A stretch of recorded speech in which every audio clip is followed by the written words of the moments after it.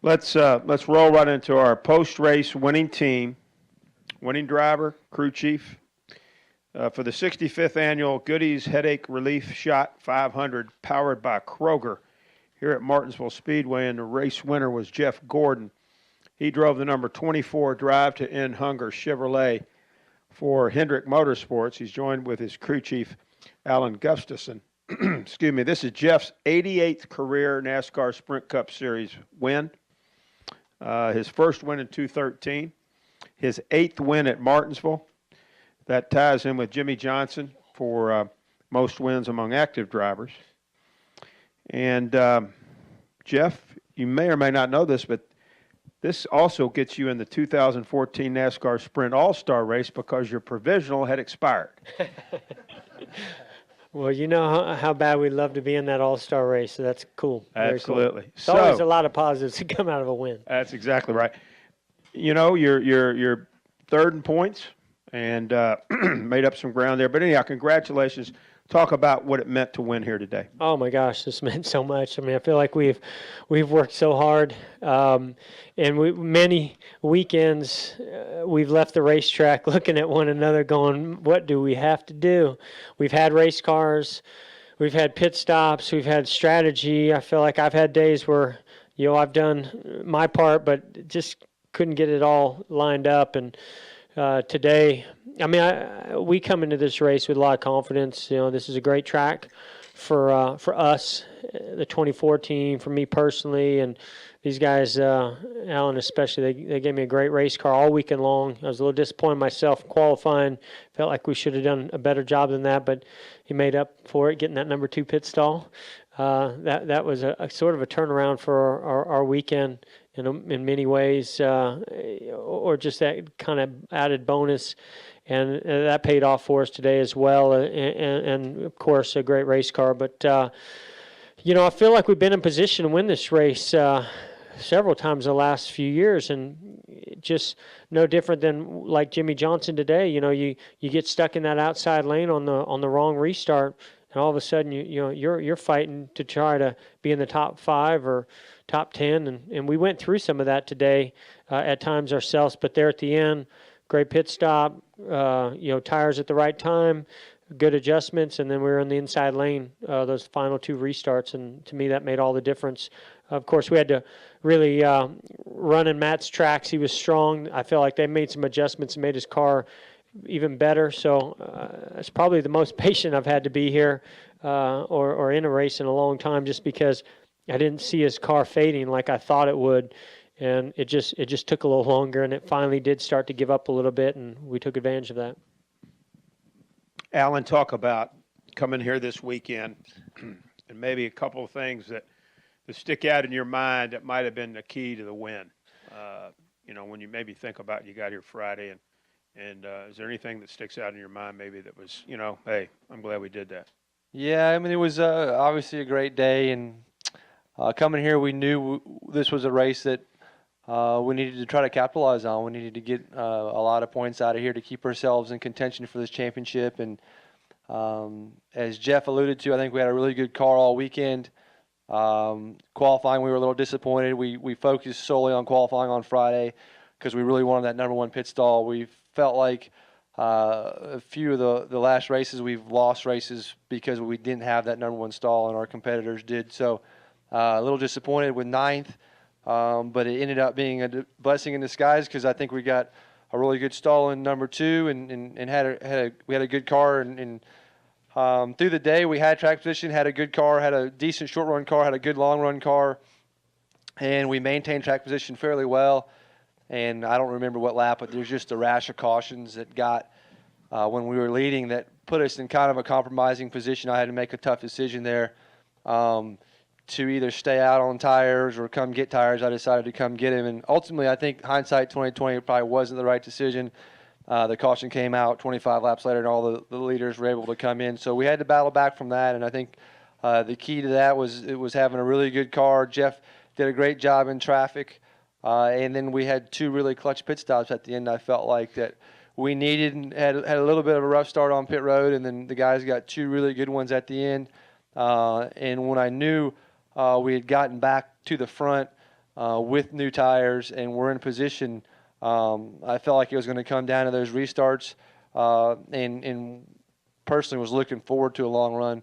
I felt like our car was really good on a long run, and you know, Jeff's the best here at keeping the car straight, driving the car straight off the corner, being patient with the car, taking care of the car. So I think his patience and his ability to be really precise with the car at the end of the race ultimately paid off, and he wore Matt down. And, you know, that's not easy to do because of all the drivers in the series, Matt's much like Jeff. He's a guy who does not make many mistakes. So it was really proud of Jeff to be able to do that and just wear him down and ultimately pass him and win the race. It's been, as Jeff also alluded to, for me personally, man, we've been so close here so many times and have not been able to win this race. And it's a race that I dearly wanted to win and really happy that we could do it no better time than right now.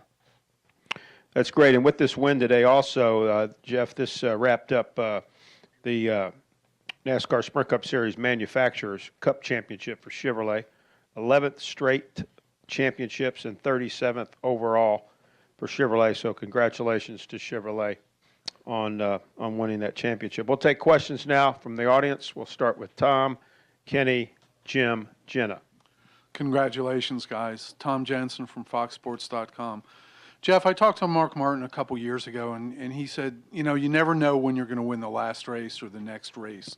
So the further on you get in your career, the more meaning and the more appreciation they have. You alluded to that earlier, but can you just talk about the emotion of, you know, doing this after coming so close and barely making the chase? Yeah, and, you know, I remember for years Mark saying that, and we'd always laugh at him, you know, it'd be like his 10th race win of the season. He'd say, well, you never know when that next one's going to come. So, you know, I understand that better today than I ever have, just because, you know, the wins haven't come as often, and it seems like even when we've had race cars capable of winning, we've been close, that just little small circumstances that it could be all it takes sometimes to keep you out of victory lane. It makes you realize just how hard it is to line all those stars up to make it happen. And sometimes guys make it look easy, and it's not. I can promise you that. And I think what's even tougher is when you're, you know, not getting the wins, and just over time it just starts to accumulate, and it's hard to keep the confidence in what you're doing, each individual on the team as well as together as a team. And that's what I think I'm most proud of is that, you know, we've been able to stick together and maintain a great working relationship to know that, you know, just keep on our path and it'll come. And now, you know, things have really been coming our way, and the momentum is there and confidence is there. The race cars are a lot of fun to drive, and just going to the racetrack right now is a lot of fun, and that makes a big difference. We'll go to Kenny, excuse me, Jim, Jenna, and we'll go to the press box. Kenny? Bruce, NASCAR.com. Along those lines, how long will you think about this win, and how long will it stick with you as far before you start thinking about, you know, the next race and what do we have to do to? I was going to say, when do I get to Texas?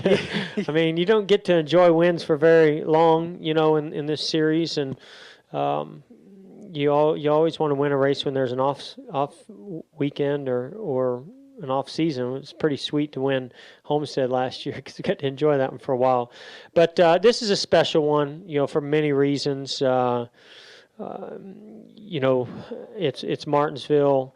That grandfather clock is very special, very historical racetrack. It's one that's been very good to me. Also memories, you know, not so good memories. So it just, there's a lot of meaning to the winning at this track. And I mean, I think it's just really why it's going to stick with me is because it's been a tough year. And you know, there's no better time to win races than right now, and to be able to carry that momentum. I mean, I'm so proud to be third in the points. I mean, you know, we all want to win the championship, but I mean, from where we started earlier in the season, heck, where we started in this chase, to be third in points right now, I'm very proud of that, you know. And we can't get the cart, you know, ahead of the horse. We got to appreciate that. But also take advantage of this momentum and confidence that we do have. And I can't wait to get to Texas. We just tested there. thought we had a great test. Thought we ran good there earlier in the season. I mean, right now, like I said, I'm looking forward to getting to every race. But you try to savor and enjoy this one as much as you can. Well, until we get to Homestead and Test on Tuesday. So we're busy right now, and so I just can't wait to get home and see my kids and my daughter. She made me cry on the phone because she told me she was crying because she wasn't able to be in Victory Lane. That kind of stuff makes every win special. Let's go to Jim, Jenna, and then we'll go to the press box. Go ahead, Jim. You have a question, Jim? Go ahead. Charles Observer. You don't need a microphone, Jim. We know that. You kind of just touched on this a little bit, but this question is for you and Alan. A little over 7 weeks ago, you weren't even in the chase. And now with 3 races left in the season, you have a plausible chance to win a championship. What has transpired over the last 7 weeks? Well, I wouldn't call it. It's not 7 weeks to us because, to me, it's about 11 or 12 weeks. It started before we got to Richmond that I feel like we started to connect on some things with the setup of the cars. I really think back to actually New Hampshire between me and this guy, the first New Hampshire. We had a terrible. I went into that race thinking this is a great track for us, that we're going to come out of here with either a win or a great finish, and we were not very good that day. And I had a bad attitude, and he and I had a heart-to-heart conversation afterwards, and I'm so proud of him for stepping up because, what happened, the things that I said or the attitude I had was just not the way we were going to get ourselves up into Victory Lane or where we needed to make it in the chase. And to me, that turned things around. It kind of was a bonding moment for us, as well as, kind of smacked myself around a little bit to where it's like, you know what? I got to go and work as hard as I can and give these guys everything I've got because they're working their butts off, and let's pull it together. And I think from that race on, we started seeing improvement. And sometimes you got to have those moments. And I'm proud that we did. It might not have shown up the racetrack the next week or the week, after that, but it did finally start to come together. And I don't know, Alan probably can touch on it more, so he's got a better memory than I do, than when things really started to allow us to even get to that position that we were in Richmond. Yeah, I mean, it's you look back at it and, unfortunately or fortunately, I felt like we did a good job those races leading up to Richmond and put ourselves in position and raced really hard in my heart to get in that race and put ourselves in the race. And like Jeff said, I don't think we had any bad performances or the cars. Vegas maybe. I think Vegas we were pretty bad, but we've had decent speed and we just haven't been able to put together the finishes. And ultimately we got to a point through the summer where we kind of reset and we said, hey, being negative is not going to do any good. We're going to have to go at this and be positive and fight hard and put ourselves in position and try to win some races. And I think we did that and raced our way in at Richmond. And the thing that Richmond, I think, to me personally, what happened there and barely qualifying for the chase, for me, is it changes your perspective a little bit. Ultimately, you sit there and I don't want to say you take it for granted. You don't take it for granted, but it is a special chance to compete for a championship at this level, and you don't know how many of those you're going to get. And for me, when we didn't have it for a couple of days, that was one of the most terrible feelings in the world. And I think the guys and Jeff shared that sentiment, and especially in the circumstances. And when we got the opportunity, I knew, you could see it on the guys' faces. You could see it on everybody's faces. We're not going to squander this opportunity, that we have a good enough team. We have good enough cars. We have a good enough driver to go out here and compete with these guys week in, week out. And really, really proud of the guys and Jeff and everybody for making it through. And ultimately, I think sometimes when part of the struggle, you see the highs here, but that maybe isn't the biggest accomplishment. The biggest accomplishment is us not falling apart on the lows. And that's I'm really proud of that. Let's go over here to Jenna, and then we'll go to the press box. Jenna Fryer, AP, for both of you. The win today puts you 27 points out, which, I think you're in it at maybe first, do you agree? Are you in this championship race? And what do you have to do to get closer to it with the way that the 20 and the 48 are running? Well, of course we're in it, until we're mathematically out of it, we're in it. But this was certainly a big moment, big day for us. And like I said, we tested at Texas. I'm excited about Texas. I think it's a great track for us. But it's pretty darn good for both those guys as well. So, and they performed very, very well again today. So it's going to be tough to catch them. But all we can do, I think, is go out and perform at our best and just see what happens. And the nice thing is that we're not doing the points racing right now. We're just going out and just trying to go out and win races and not think about, protecting anything. It's just go and give it everything we've got. Yeah, Go ahead, Alan. Go ahead. Sorry, I agree. I think we're in it, and I think that Jimmy and Matt, both of those teams have been incredible all year. I don't expect anything different than that. But I do feel like it's plausible. I think we can go win these next 3 races, and I think that anything can happen. I mean, if we go win these races, right, it's not like they've got to finish 20th. Those guys go finish 10th. We're going to have a show at Homestead. So that's what we've got to focus on doing. And obviously we can win. We did it today, and we've got to go try to win Texas, and we've got to go try to win at Phoenix, and so on and so forth. It's not going to be easy.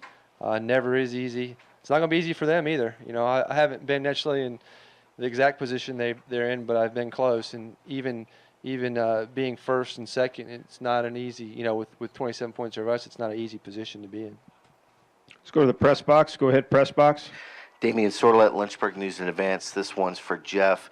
You talked about how going on a winless streak or not winning at a track you're expected to kind of gets to you after a while. How do you remain confident at this track, considering how well you run when you come so close, and how do you maintain that confidence knowing if we have something go our way, unlike the 2011 spring race, that we can actually come out of here and win?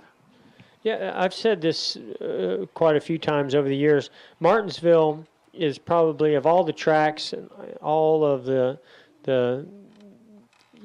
things that you look at with our sport today, it's changed, don't get me wrong, but it's changed the least amount as far as I'm concerned. How you drive this track, how you set the cars up, just the way the races run. To me, it's changed the least amount of every track that we go to. So it has allowed me over the years to do what I did 15 years ago, when we first started winning races here, and apply those same things today. Now, competition's gotten tougher, setups have changed slightly, but I feel like I just, try to go do the same things and then feed information back to Alan and the guys of what I feel like, we need with the car.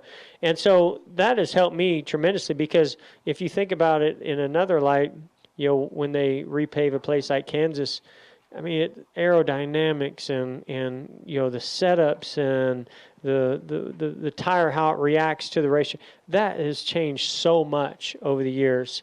And an old guy like me, it gets a little tough to adapt to some of those changes, some of those big changes in the setups, and what these guys, Alan and the engineers are doing to make cars go fast at those tracks. It's changed so much.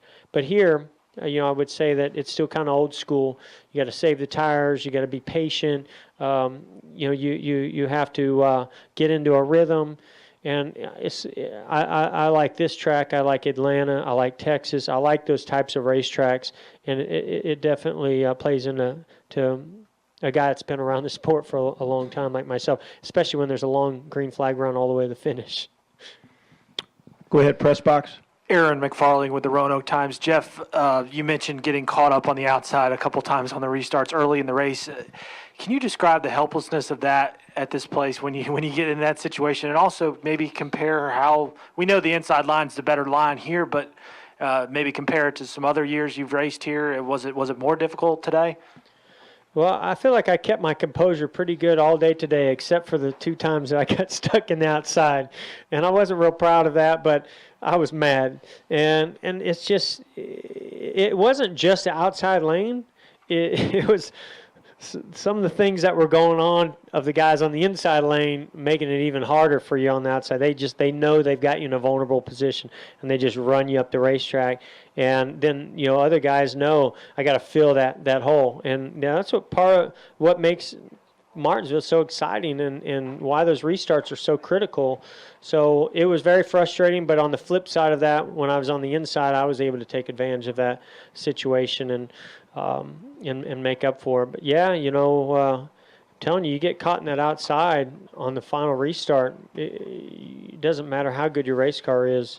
It's difficult to come back from that. Go ahead, press box.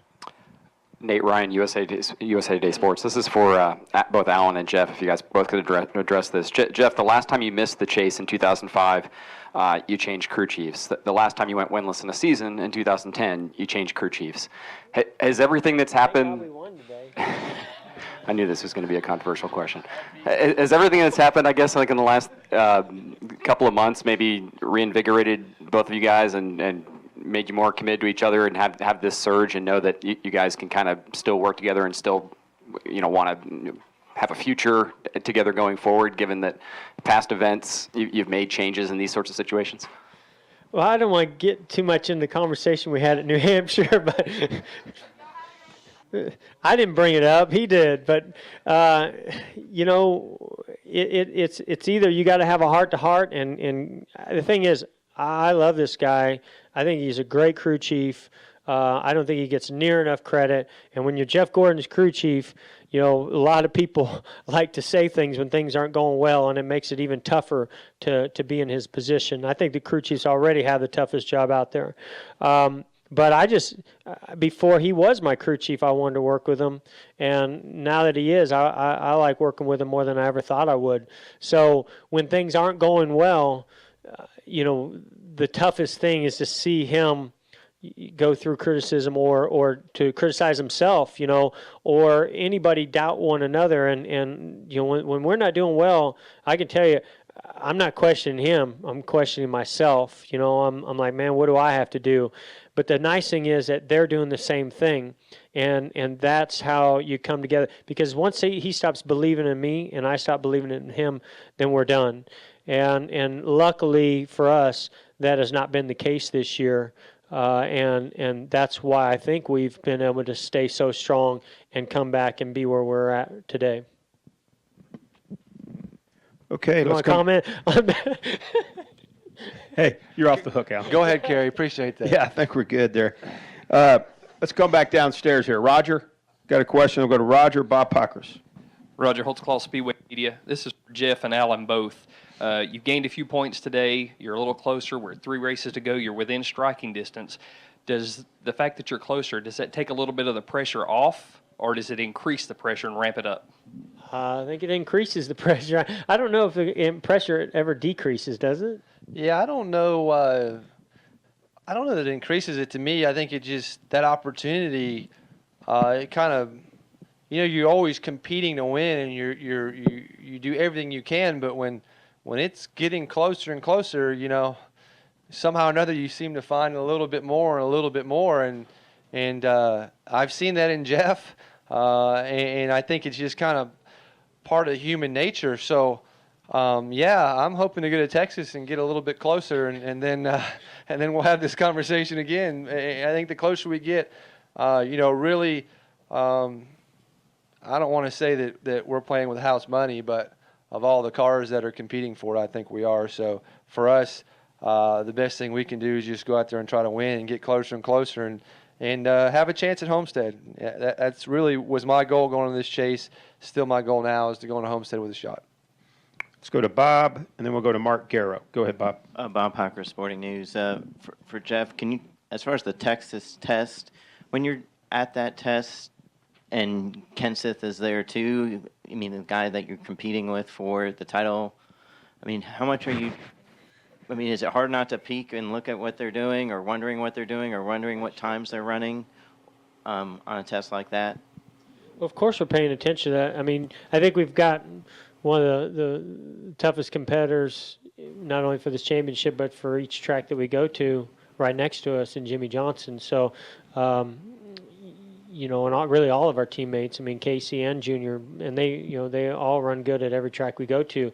But when you're at a test like that, you want a bunch of teams there, especially the highly competitive ones, not one to put rubber down on the track and get true race conditions, or as true as you can get, but also to stack yourself up against them. And I'll be honest, the first day I didn't think that we were competitive enough, and I felt like now that the Roush guys, they were down at one end of the garage, so there wasn't a lot of peeking and looking around. It was kind of, they were on one end and we were on the other, but we are certainly looking at lap times of them as well as our teammates and keeping track of it. And I don't think it really changed our game plan. I think we had to continue to try to find comfort and speed and confidence in the car. And I feel like we really made huge gains the second day that we were there. And, I was looking forward to that race already, but even more so now. Okay, let's go to Mark Garrow in the back, and then to Jeff Gluck. Mark Garrow with PRN for both of you guys. Jeff, in 2007, you put up some big numbers and were the runner-up in the points. This season right now, the way you guys are running now sort of gives me that feel. You come every week competitive. You come with a car that can run top 5, chance to win. Does it give you that feel, and does it frustrate you guys that the worst number you've had is 15th here in the chase, and yet you're still 27 points behind? And also, if you could make a comment about clinching the Manufacturers' Championship for Chevrolet as well. Well, my memory is bad, but it's not bad enough that I know that 10 weeks ago, those questions and comments that you're making were exact opposite. What's wrong with you guys? How come, you're this far back? Why can't you win races? And so it's very refreshing to us to sit up here and not just be talking about a win, but hear those types of comments. And, I understand, right?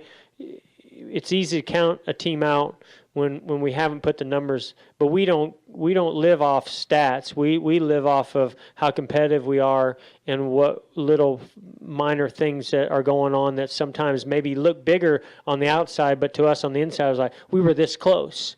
And so that's why we're looking at it a little bit different than others. But this is great position to be in. I mean, we're excited to have had these last 6-7 weeks go the way that they've gone, and each race weekend where things, and actually in a lot of ways I think we could have done even better. I think of Chicago, I thought we had a car that could win there, and we did a great job getting back to 6th or 7th or wherever we finished because we had a flat left rear tire come to a restart. But we don't dwell on that. We just move on to the next one. And I can't say right now I feel any frustration in anything. I'm just very proud, excited, and know that there's 3 races. That's a lot of racing left. And with the way things are going for us, anything's possible. As far as Manufacturer Championship, it's a great way to wrap it up with a win today. It was a great, exciting finish there, battling it out with a Toyota that you're battling for the Manufacturers' Championship with. And I know how much that means to Chevrolet. They've been amazing supporters of ours for so many years, and it feels great to be able to. I mean, I don't. There's a chance we were going to get it either way, but it's always good when you're the one that kind of seals the deal. Take 3 more questions. Jeff, Kelly, and finish with Al. Jeff Gluck. Jeff Gluck from USA Today. I don't know if you know the answer to this or what your theory is, but you got roundly cheered in driver intros and you got wildly cheered after the race. And this is one of those kind of southern type tracks where you didn't always get cheered, certainly. I mean, I think of like here in Darlington and places where you used to get booed even maybe 05-ish, What do you think's changed? Is it you're not winning as much? Is it you're older? I mean, why do people cheer for you now at places like this? Well, I mean, you never really know why people cheer or boo. I mean, sometimes it's obvious, but for me, I came into the sport and started, our third year in, started competing for the championship, and then the booze started coming. We were winning quite a few races, and for the next 3 or 4 years, we won a lot of races, and it was a mixture of booze and cheers, and fan base was building at the same time. So I never really thought a whole lot about it. It was, I don't know, things are going well, and if they're booing, then I guess that's a good thing. But as long as they're making noise, and there's no doubt, not winning as much and being older, I think you earn respect, through your consistency and you're just trying to go out there and show what you're capable of, and your team, fights through a lot of things and shows signs of the things that the fans love to see your team doing. And then you come to a place like Martinsville that you've won a lot of races at, but it's been a while. I mean, I got to think that not winning has a lot to do with it, because, Jimmy Johnson, to me has been so dominant here. And I wanted so badly to see him right after driver inductions just say, listen, Earnhardt told me a long time ago, as long as they're making noise. And they were making a lot of noise for him, but it wasn't all cheers. And that's a good problem to have. You went in the stands afterwards, I think. Are you soaking up that adulation more? I've never felt more support from my fans in this year, and I think it has a lot to do with social media. You see it through social media, but that kind of response where they're sticking around after the race, and while I can't hear and see everything going on when the race, when I'm passing for the lead or getting the checkered flag, had a lot of people telling me the reaction, and that's so cool. I think that's awesome, and whether I'm at the track hearing it one-on-one from the fans or reading about it, or on Twitter, Facebook, through all that we've been through this year, never had more support. And they're critical at times. Don't get me wrong. There's times they're saying things that, are tough. But I know that it's only because they want the best for us, just like we do. And when you finally can pull that victory off and see their reaction, between the team, my wife, my kids, and those fans is just nothing better. Let's go back to Kelly, and we'll finish with Al Pierce. Go ahead. Kelly Crandall from Speedway Media, all the way back here. For Jeff and Alan, if you'd like to weigh in, from how you got into the chase to the positive and negative reactions surrounding that, to running well, you win, you now have a shot to win the championship. Do you look at it as a hey, take that to the critics, or does it just feel sweet in the sense of, we belong here, and now I'm going to show you just how much? You want to answer that?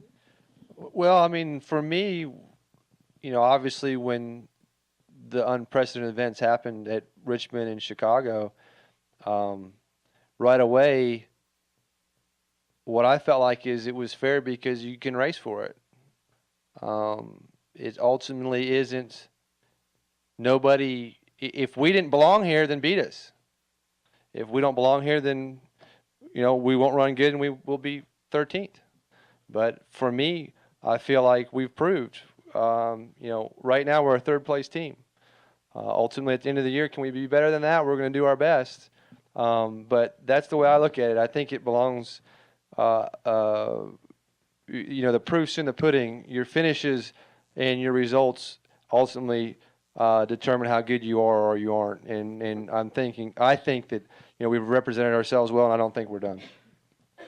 Yeah, I feel like we deserve to be in it. I don't like how we got in it being an added 13th team, and you can dispute that all you want, but we're certainly not going to say no, we won't take it. We wanted to be in it. We feel like we were in a position to earn our way into it. And I think that this team would have performed like this whether we were in it or not. I was as motivated on Wednesday between Richmond and Chicago to go out and just prove why we should have been in it, and how we're going to go in the season strong, as I was once I found out on Friday that we were in it. So, to me that decision just meant that what we're going to be racing for is a championship instead of for ourselves and pride, and to kind of show the critics. And just quickly to follow up on that, how, besides the fact that you just want to win another championship, deep down, does it ever cross your mind, hey, I just want to win it to give all the critics something to talk about of how we got in the chase and I went on to win the championship, just to, maybe frustrate them all off season? And I don't think of it that way. We just want to win. We just want to win the races and win the championship. That's all that matters. Final question, Al Pierce. Yeah, Jeff, Al Pierce from Auto Week. One last question about points.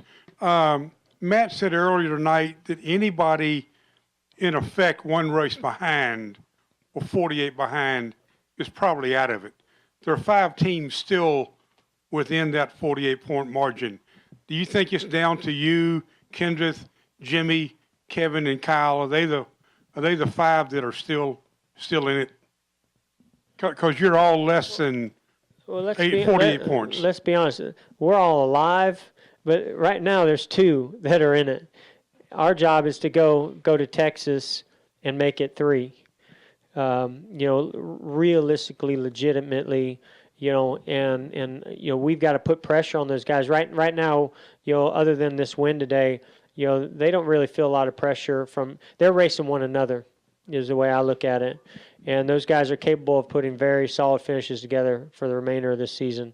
So for us, we're really thinking of we just got to go fight hard and see if we can't do something extraordinary. And it's going to take extraordinary 3 weeks for that to happen.